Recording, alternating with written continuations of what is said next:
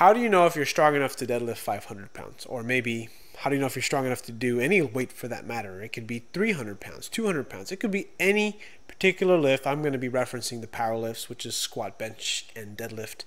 And I refer to these because, or I refer to this idea of if you're strong enough, because I was squatting the other day and I was thinking about kind of like, I was nervous. Why was I nervous? Because I don't have my knee wraps and I don't have my belt. I'm doing beltless squats. And I also don't have a rack because my setup at the gym sometimes is shitty and I don't have access to the rack because our gym only has one squat rack, which is fucking stupid. But that's all for another conversation. My point of what I'm talking about is that sometimes you just can't, sometimes you're just going to have to buckle down and give it a try. I mean, sounds simple, but you know, when you're talking to somebody like I'm talking to you, right? It's easy. It is. But then when you get underneath the bar, it's a whole different story. And when you put the weight on there, you really have to amp yourself up. You really have to prep yourself to actually do it. And it's a crazy phenomenon because you're just like, there's such a psychological mind fuck that happens. And I was squatting and 345 felt heavier than it did last week. And I don't know exactly why it was. I do know today. I do know why it was. My feet weren't wide enough. I was trying to work up to like a heavy single or double, and I was trying to get the right spot for this squat. I couldn't quite find it because I wanted to work myself to a heavy double and then go ahead and do my 3 sets of 6 on that Candido training program. And then I was able to do 295 for 3 sets of 6. Nothing amazing by any means, but for me it was pretty fucking amazing, and I was pretty proud of it.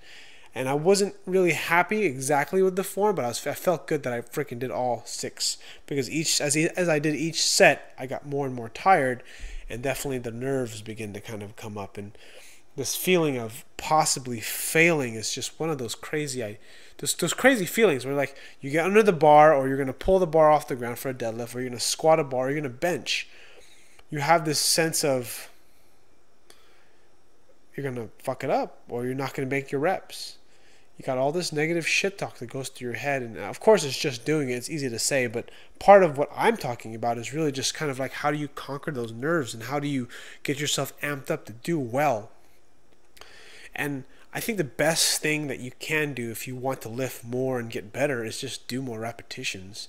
Get better at doing heavy sets of 5, heavy sets of 6, heavy sets of 7. This is sort of kind of what I like about doing the Candido program, is that he recommends for heavy days you're doing sets of 6, not triples and doubles, not the 1s and 2s and 3s. And it's sort of a kind of a cool way of kind of designing a program, because it kind of really does help confidence.